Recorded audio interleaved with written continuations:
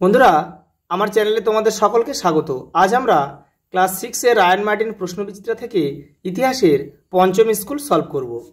প্রথম প্রশ্ন, বর্ষা জাতীয় পাথরের অস্ত্র বানাতে পারত বুদ্ধিমান মানুষেরা, অপশান বি। পরের প্রশ্ন, আদিম মানুষের জীবনের প্রথম জরুরি আবিষ্কার ছিল আগুন, অপশান সি। আদিম মানুষ কৃষিকাজ শেখে নতুন পাথরের যুগে। পরের প্রশ্ন, হরপ্পা সভ্যতার পরিবার ছিল যৌথ। হরপ্পা সভ্যতার মহেঞ্জোদারো কেন্দ্রটি আবিষ্কৃত হয় 1922 সালে। এটা আবিষ্কার করেছিল রাখাল দাস বন্দ্যোপাধ্যায়। পরের প্রশ্ন, হরপ্পা সভ্যতা কোন যুগের সভ্যতা ছিল? তাম্র ও ব্রোঞ্জ যুগের সভ্যতা বা প্রায় ঐতিহাসিক যুগের সভ্যতা বললেও হবে। পরের প্রশ্ন, 2 দাগের মান 1। প্রথম প্রশ্ন, মধ্যপ্রদেশের ভীমবেটকাতে কোন যুগের মানুষের জীবনযাপনের চিত্র পাওয়া গেছে? পুরনো পাথরের যুগের মানুষের জীবনযাত্রা পাওয়া গেছে। পরের প্রশ্ন, আদিম মানুষ প্রথমে কী খেত? কাঁচা মাংস ও ফলমূল।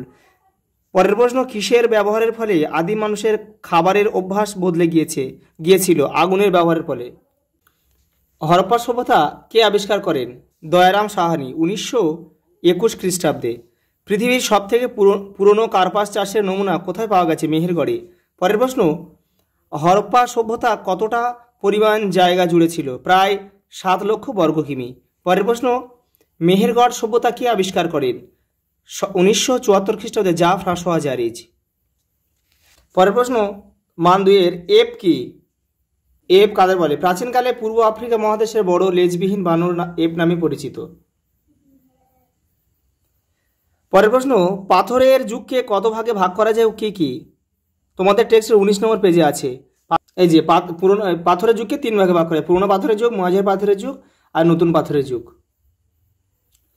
পরের প্রশ্ন, হরপ্পা সভ্যতায় কি ধরনের বাড়িঘর পাওয়া গেছে? তোমাদের টেক্সটের 35 নম্বর পেজে উত্তরটি রয়েছে।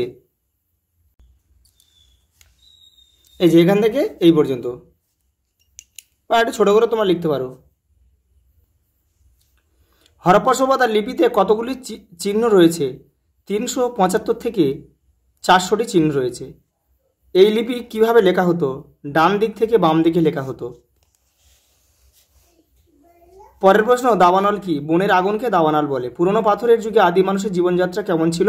তোমাদের টেক্সটের 21 নম্বর পেজে উত্তরটি রয়েছে। এই যে পুরনো পাথরের যুগে আদিম মানুষের জীবন ছিল বেশ কঠিন ও কষ্টের। এখান থেকে এই পর্যন্ত লিখতে হবে, ভীমবেটকা পর্যন্ত। পরের প্রশ্ন, টিকা লেখো ভীমবেটকা। তোমাদের টেক্সটের 21 নম্বর পেজে উত্তরটি রয়েছে। এই যে এখান থেকে পুরোটা লিখতে হবে। হরপ্পা সভ্যতার শিলমোহর সম্পর্কে লেখো। তোমাদের টেক্সটের 39 নম্বর পেজে উত্তরটি রয়েছে। এই যে হরপ্পা সভ্যতার শিলমোহর, এখান থেকে পড়ে তোমরা ছোট করে লিখবে।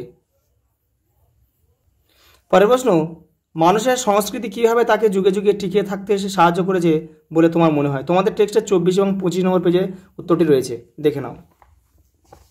এই যে এই সংস্কৃতি বলতে এমনিতে নাচ গান, এখান থেকে এপারে এই পর্যন্ত লিখতে হবে, ব্যবহার করতে পারে মানুষ।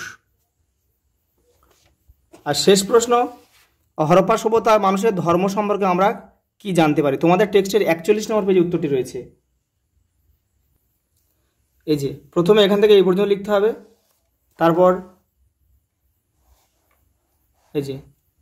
এখান থেকে এই পর্যন্ত লিখতে হবে, বা একটু বেশি লিখলেও হয়, যেহেতু মান 5 আর একটু বেশি লিখলেও হবে।